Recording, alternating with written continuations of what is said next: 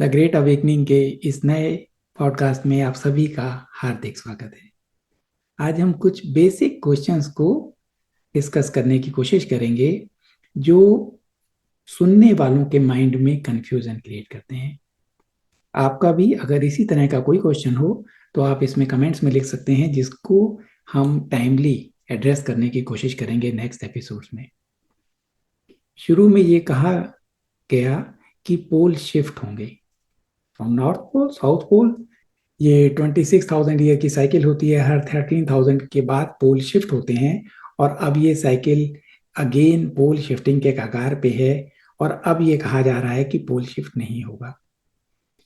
Same financial crash के बारे में था कि एक फाइनेंशियल क्रैश प्लान है, और उस फाइनेंशियल क्रैश के होने की संभावना अब नहीं है। जब हम ऐसा सुनते हैं तो ये कंफ्यूजन क्रिएट होता है कि कौन सी बात सच थी, या एक समय के साथ बातें बदलती जा रही हैं। ये कंफ्यूजन नहीं है, सिर्फ एक समझ का अंतर है। भविष्य, क्या आप समझते हो कि कंप्लीट एक स्टैटिक भविष्य है जिसमें हम पैदा होते हैं और सब चीज एकदम पत्थर पे लिखी हुई है और उस भविष्य को हम पालन करते हैं? या भविष्य डायनामिक है, क्षण क्षण बदलती हुई परिस्थितियों में भविष्य बदलता है? ये आपको समझना बहुत इंपॉर्टेंट है। तो फिर इसका मतलब है कि ग्रेट अवेकनिंग भी क्या बदल सकती है? नो। महाभारत फिक्स है, युग परिवर्तन फिक्स है, लेकिन इसके अंदर के बीच के जो प्रोसेस हैं वो प्रोसेस समय, कॉन्शियसनेस, कलेक्टिव कॉन्शियसनेस, तेजी से बदलती हुई परिस्थितियों के हिसाब से थोड़ा सा बदल सकते हैं, डिसअपियर भी हो सकते हैं। अगर किसी ने इस चैनल को शुरू से फॉलो किया हो तो सबसे पहला यही बात बताई गई थी कि आने वाले समय में मैसिव परिवर्तन होंगे। ये जो प्रोसेस हैं ये इरिवर्सिबल हैं, अनस्टॉपेबल हैं। इन्हें कोई रोक नहीं सकता, स्टॉप नहीं कर सकता, ये वापस रिवर्स भी नहीं हो सकते, क्योंकि कलेक्टिव कॉन्शियसनेस ने एक सर्टेन लेवल अचीव कर लिया है। Now they are looking forward for the ascension. अगर वो लेवल अचीव नहीं कर पाती तो सिनेरियो कुछ और होता, लेकिन वो कलेक्टिव कॉन्शियसनेस एक सर्टेन लेवल को अचीव कर चुकी है, जिसकी वजह से ये प्रोसेस अब इरिवर्सेबल है, अनस्टॉपेबल है। इसी के साथ शुरू से एक ही बात बताई गई कि हमारे हाथ में जो चीज है वो है हम इसको कितना स्मूथ कर सकते हैं। इतना बड़ा परिवर्तन, उसको किस हद तक स्मूथ किया जा सकता है, ये हमारे हाथ में है। ह्यूमैनिटी डिसाइड करेगी, कलेक्टिव कॉन्शियसनेस डिसाइड करेगी, हम और आप मिलकर डिसाइड करेंगे। इन परिस्थितियों में फ्रंट रनर का रोल प्रकट होता है। फ्रंट रनर कोई अहंकार का शब्द नहीं है कि मैं फ्रंट रनर हूं, मैं सबसे आगे हूं, मेरी चेतना सबसे उठी हुई है। नो, फ्रंट रनर एक जिम्मेदारी है। आप एक जिम्मेदारी ले रहे हो इस ट्रांजिट को, चाहे लोग जानते हैं या नहीं जानते। इस धरती पे रहने वाले सभी लोगों के लिए जितना स्मूथ किया जा सके उसको उस हद तक स्मूथ करना, एक ऐसी रियलिटी को क्रिएट करना जो अभी परसीव ना की जा सकी हो।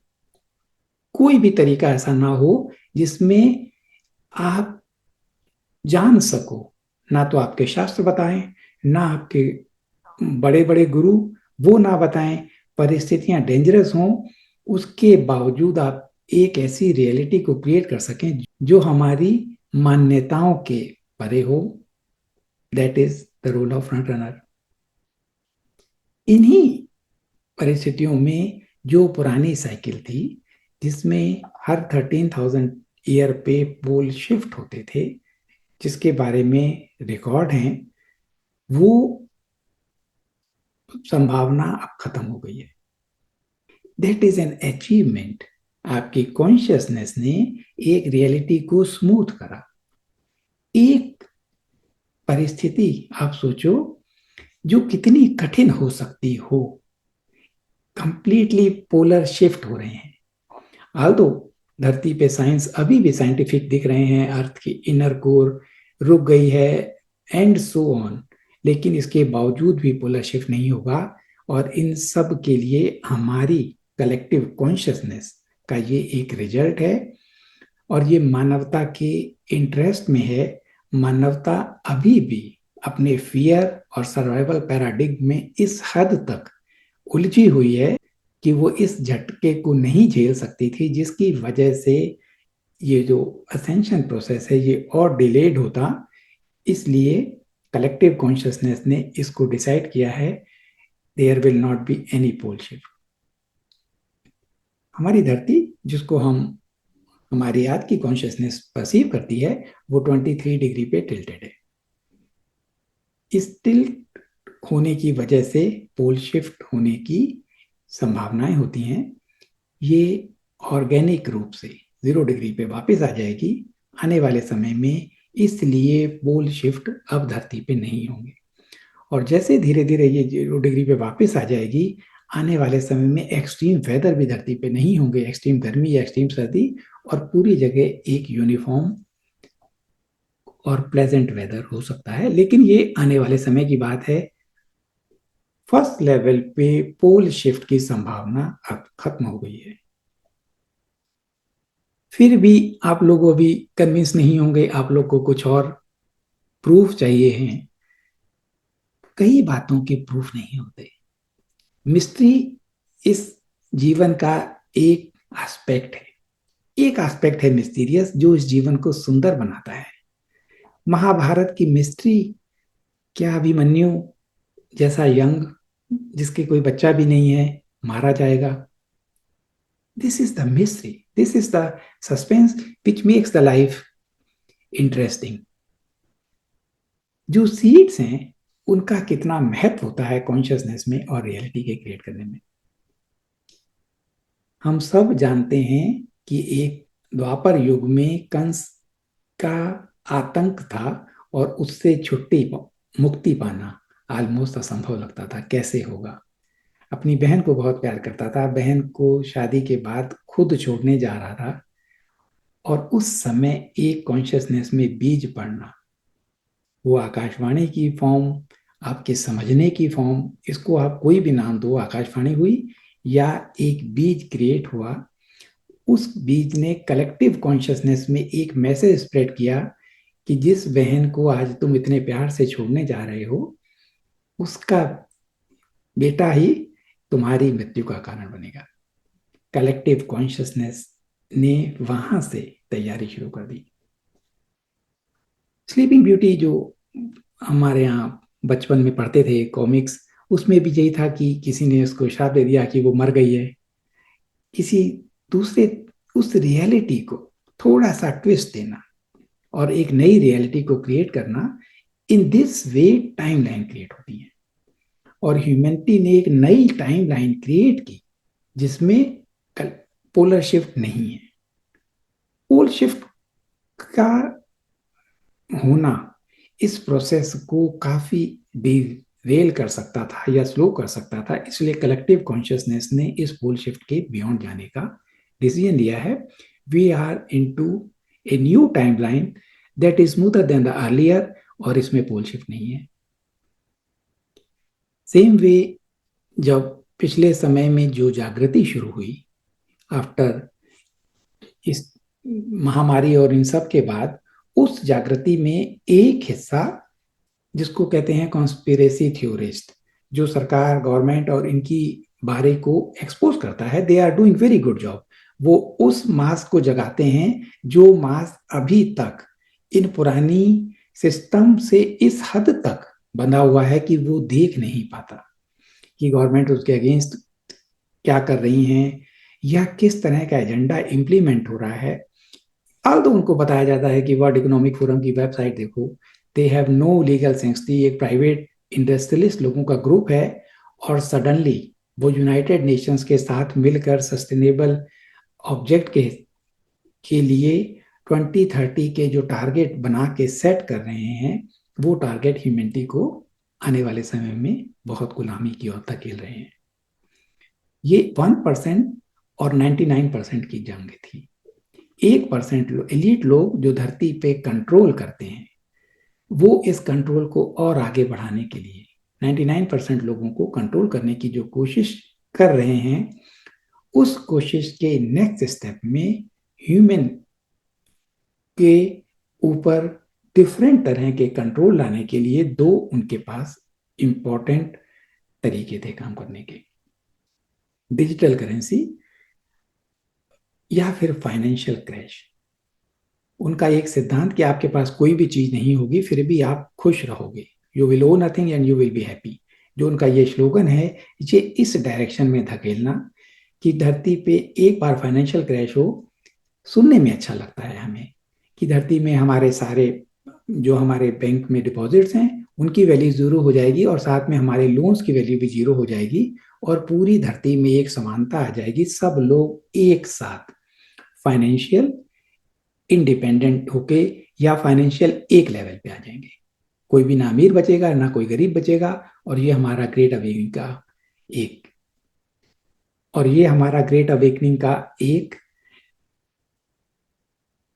और हमारी ग्रेट अवेकनिंग का भी ये एक प्लान है कि हायरार्कीज खत्म हो और सब लोग बराबर आ जाएं।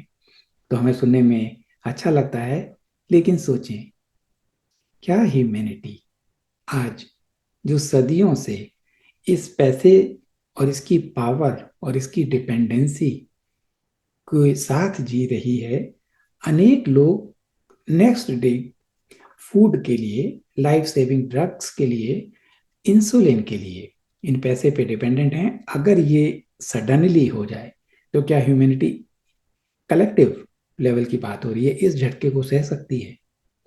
नहीं, इसको नहीं सह सकती। इसलिए ये प्लान भी अब कलेक्टिव कॉन्शियसनेस की उस टाइमलाइन में नहीं है जो पहले था। इसको भी हम एक स्मूथर ट्रांजिट के रूप में देख सकते हैं कि ये स्मूथर ट्रांजिट हो रहा है। ये किस तरह अबेंडेंस को लाएगा?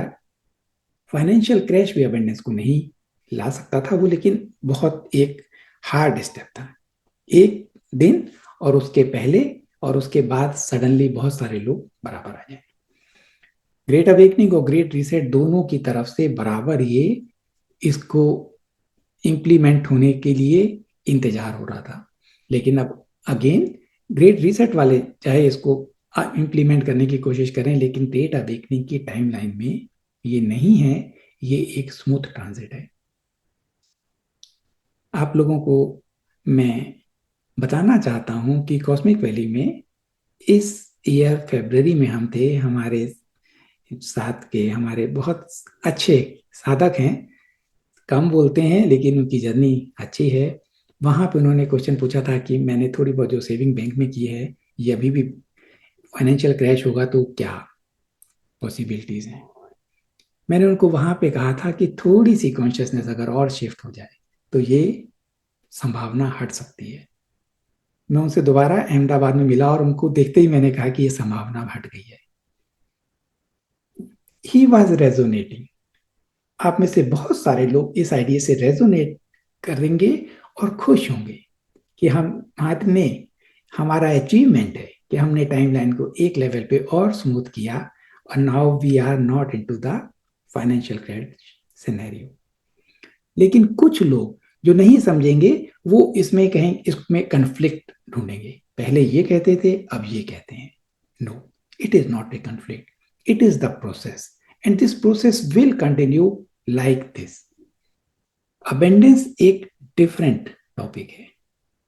अबेंडेंस के लिए ह्यूमन कॉन्शियसनेस में मनी की न्यूट्रलिटी को लाना पड़ेगा। मनी न्यूट्रल है। अभी तक जो मनी थी, इस मनी को प्रिंट करने के हिसाब से या 1% लोगों ने कंट्रोल करने के हिसाब से मनी को बहुत एक एक लोअर फ्रीक्वेंसी का बना के रखा है। ये लोगों के कंट्रोल करने के काम में आती है, अपनी अय्याशियों के काम में काम आती है, या पावर को प्रकट करने के काम आती है। जिसके पास जितना धन है उसके पास उतनी पावर है, वो सेना इकट्ठी कर सकता है and so on. Survival paradigm में डराने के लिए या भविष्य में ये मनी सुरक्षा देगी इसके लिए काम आती है। सारी नेगेटिविटी इस मनी के साथ जुड़ी हुई है, जबकि मनी न्यूट्रल है। इसकी न्यूट्रलिटी को प्रकट करना फ्रंट रनर की या इस समय के लोगों की जिम्मेदारी है कि हम इसको कैसे मनी को न्यूट्रल कर पाए। बहुत सिंपल, मैं आपको एक उदाहरण देता हूं। आजकल इस बात पे चर्चा हो रही है कि स्पिरिचुअल लोगों को शॉपिंग कर रहे हैं, इस बात पे लोग पॉइंट उठाते हैं।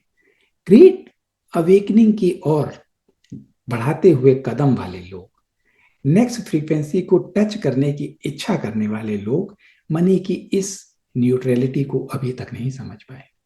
अभी भी वो मनी को पुरानी मान्यताओं और कंडीशनिंग से देख पाते हैं। ये इस अबेंडेंस को क्रिएट करने में और असेंशन प्रोसेस में एक थोड़ी सी अभी रुकावट है। कॉन्शियसनेस एक लेवल जब और उठेगी, तब we will create the money as a neutral, और जो मनी होल्ड की हुई है लोगों ने, वो सिस्टम में बैक आएगी। जब वो मनी सिस्टम में वापस आएगी और मनी न्यूट्रल होगी और हर पर्सन इसको सर्कुलेशन में लाएगा, जो लक्ष्मी का मूल स्वभाव है, चंचला, तब ये मनी धरती में अबेंडेंस पैदा होगी। किसी को किसी चीज की कमी नहीं होगी, और ये बहुत इजीली हो सकता है, बहुत फास्ट होगा। जब ये एक बार ये न्यूट्रलिटी क्रिएट हो जाएगी और सब लोग अपने संग्रह को छोड़ना शुरू करेंगे, and the system, the golden age system implement होना शुरू हो जाएंगे, then very easily it will be सबके लिए, जिसको जितनी जरूरत है उसके किसी काम में कमी नहीं आएगी, उसको संग्रह करने की जरूरत नहीं पड़ेगी। एंड फाइनली कभी काफी समय के बाद ये इसकी जो सिग्निफिकेंस खत्म हो जाएगी, then it will be disappear.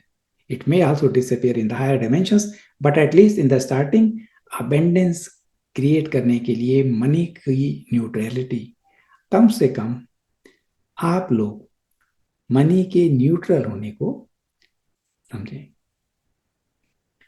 इसी तरह एक और क्वेश्चन आता है कैम ट्रेल के बारे में कि कैम ट्रेल तो अभी भी हो रही हैं।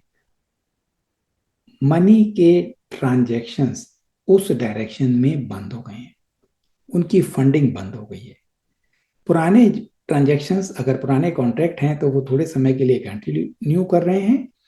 मोर ओवर, जो आप सफेद लाइन देखते हो, जरूरी नहीं है कि वो सारी कैम ट्रेल्स की हों, हैवी मेटल्स की हों, जरूरी नहीं है, और धीरे धीरे ये हट रही हैं। एक लास्ट क्वेश्चन के साथ आज का ये सेशन बंद करते हैं कि बाई 2024 सारी बीमारियां हट सकती हैं। हटी नहीं, ऐसा लोग कहते हैं। ये एक संभावना है। होलोग्राफिक प्रोजेक्शंस, जिनको ये हमारा जगत प्रकट कर रहा है कलेक्टिवली, ये कॉन्शियसनेस के नेक्स्ट लेवल पे जा रहा है, जहां पे डर नहीं है। ह्यूमन को किस चीज के सबसे ज्यादा डर है सर्वाइवल में? बॉडी के। इस बॉडी को सस्टेन करने के लिए, इसके लिए परिवार, इसके लिए धन, मकान, इन सब की जरूरत है। और भविष्य में बुढ़ापे का डर, बुढ़ापे में बीमारियों का डर, ये बीमारियां इस मैट्रिक्स में एक्सपीरियंस करने के लिए थी, जहां से हम लोग, अगर ह्यूमन कॉन्शियसनेस, ये जगत हमारी कॉन्शियसनेस का, वाइब्रेशन का होलोग्राफिक प्रोजेक्शन है। अगर इसकी वाइब्रेशन थोड़ी सी और बदल जाए, तो ये वाइब्रेशन एक ऐसे जगत को क्रिएट करना शुरू कर देंगी जिसमें बीमारी नहीं है। ये संभावना है। ये संभावना बहुत निकट भविष्य में है। इस निकट भविष्य की संभावना को लेकिन क्रिएट हम और आप मिलकर करेंगे। ये कोई भविष्यवाणी नहीं है। ये 2025 में किसी स्टेट में हो सकता है, अगर ह्यूमैनिटी तैयार हो तो। ह्यूमैनिटी की कलेक्टिव कॉन्शियसनेस किस रियलिटी को प्रकट करना चाहती है, ये उस पर डिपेंड करता है। जिस तरह मंडेला इफेक्ट जब होता है, तो पास्ट बदल जाता है। एक ही घटना के दो वर्जन हो जाते हैं। कुछ लोग जो पुरानी टाइमलाइन में होते हैं, वो पुराने वर्जन को याद रखते हैं। कुछ लोग जो नई टाइमलाइन में शिफ्ट करते हैं, वो कहते हैं उनके लिए रियलिटी डिफरेंट होती है, वो नए वर्जन को जानते हैं। बिल्कुल ऐसे ही आने वाले समय में ह्यूमैनिटी एक ऐसे माइलस्टोन को अचीव करने वाली है, जिसमें वो बीमारियों के बिना मनुष्य का जीवन हो सके। फार्मा इंडस्ट्री सबसे बड़ी लॉबी है ह्यूमन को कंट्रोल करने के लिए। इस समय ह्यूमन बायोलॉजी में सबसे ज्यादा जो प्रभाव डाल रही है वो फार्मा इंडस्ट्री है। एमआरएनए या नैनोबोट्स, रोबोट जो इतने छोटे हैं, आपके बॉडी में डाल के एक सेंसर की तरह वो बॉडी में सेंसर्स हैं। इस सेंसर को अगर एक फ्रीक्वेंसी सेंड की जाती है तो वो सेंसर उसको रिसीव करता है। ये फ्रीक्वेंसी डिप्रेशन की हो सकती है, अग्रेशन की हो सकती है, सुसाइड की हो सकती है, या ये किन्हीं बीमारियों को, पैरासाइट्स को अट्रैक्ट करने की हो सकती है। ये सेंसर्स हैवी मेटल्स हमारी बॉडी के अंदर हैं। इसके बदले एक ऐसी फ्रीक्वेंसी जो हमें हमारे असली स्वरूप को याद दिलाए, उस फ्रीक्वेंसी को भी ये सेंसर कैच कर सकते हैं। एनीवे, हमारे प्रोसेस बॉडी में स्टार्ट हो रहे हैं। जो इन सेंसर्स जो नेगेटिव एनर्जीज को कैच करते थे, इनको हटा रहे हैं। क्या नेगेटिव एनर्जीज को वास्तव में हमारे सेंसर कैच करते हैं? पिछले समय में इस तरह की फ्रीक्वेंसीज के साथ डार्क एनर्जीज बहुत तेजी से काम करती है। इवन जैसे कि कैंसर्स को क्रिएट करने की फ्रीक्वेंसी क्रिएट की जा सकती है। कैंसर क्या है? एक सेल में लाइफ एनर्जी को हट जाना, वो सेल डीके होते हुए डेथ हो जाना, दैट इज द कैंसर। तो इस तरह के पैरासाइट्स क्रिएट करना जो हमारी लाइफ एनर्जी को उन सेलों से हटा सकें एक फ्रीक्वेंसी के द्वारा, ये टेक्निकली अभी तक पॉसिबल था। और उसको हमारी बॉडी के अंदर अगर सेंसर ज़्यादा हैं और एक्टिव हैं तो वो उसको अट्रैक्ट करते थे। लेकिन इसी के साथ एक पॉजिटिव पॉइंट भी इसमें जुड़ा हुआ है। एक ऐसी टेक्नोलॉजी भविष्य में अवेलेबल होने वाली है जो सिर्फ फ्रीक्वेंसी से लोगों को हील कर सकेगी। अगर वो एक होलोग्राफिक प्रोजेक्शन हमारे सेल्स के अंदर इस तरह प्रकट कर सकती है एक फ्रीक्वेंसी जिसमें सेल्स की लाइफ एनर्जी कम हो जाए या वो सेल कैंसरस हो जाए, तो इसका अपोजिट भी हो सकता है। जिनके अंदर ऐसा है उसको इसके अपोजिट फ्रीक्वेंसी से हील किया जा सकता है। This is going to happen. Once it happens, then the world is free of all diseases. ये हमारा भविष्य है, ये हमारी संभावना है। ये कोई भविष्यवाणी नहीं है, ये आपके क्वांटम फील्ड में आपके रेजोनेंस पे डिपेंड करती है। भगवान कृष्ण के समय जब वो भविष्यवाणी हुई, आकाशवाणी हुई, तो भी सभी लोगों ने शायद रेजोनेट नहीं किया होगा कि ये इनकी बहन जो जेल में बंद रहेंगी उनके बेटे क्या कर पाएगा। लेकिन हुआ, क्योंकि क्योंकि जो सीड है, जो क्रिएटर का सीड है, वो प्रकट होना शुरू होता है। उसको कोई चीज दबा नहीं सकती। ये हम सबका प्लान जो अब इम्प्लीमेंट हो रहा है, इट इज इरिवर्सिबल, अनस्टॉपेबल। इस प्लान में सिर्फ बाधा है आपकी मेंटलिटी। ठीक है, हमें प्रूव करके दिखाओ, हमें प्रूव करके दिखाओ कि पोल शिफ्ट नहीं होगा, फाइनेंशियल क्रैश नहीं होगा, एंड बीमारी हटा के दिखाओ, तब हम मानेंगे। This is the paradox. अगर आप इससे रेजोनेट करते हैं तो ये रियलिटी आपके लिए क्रिएट होगी फर्स्ट लेवल पे। फाइनली तो सबके लिए ही होगी, लेकिन फ्रंट रनर का जो रोल है, ये उसके लिए एक पैराडॉक्स है कि हम तब करेंगे या हम करके दिखाओ या हम नहीं मानते। ये कन्फ्लिक्ट हमारी जर्नी को स्लो करते हैं। So with this, any question जो ग्रेट अवेकनिंग से संबंधित हैं, जो आपके माइंड में प्रकट होते हैं, आप उनको कमेंट्स में लिख सकते हैं and we will try to answer all your questions. Clarity help करती है चीजों को समझने में, डाउट्स बाधा बनते हैं। So we will try to answer to be clearer. 2025 is going to be a beautiful year.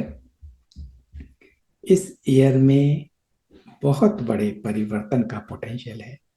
नवंबर की एनर्जीज अब सेटल हो चुकी हैं। दिसंबर में यहाँ से हम जो कुछ 2025 के लिए प्रोजेक्ट करेंगे वो आने वाले समय में हम एक्सपीरियंस करेंगे।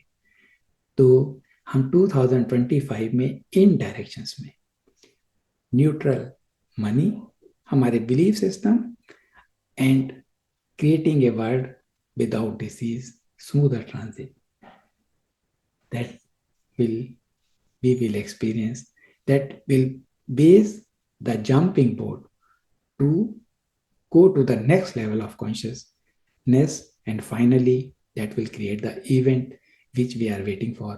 उस इवेंट जिसका हम इंतजार कर रहे हैं, उसको उसके लिए हम स्टेप बाय स्टेप अगर तैयार होंगे, देन हम उस इवेंट को भी बहुत स्मूथली धारण करने के लिए तैयार हो सकते हैं.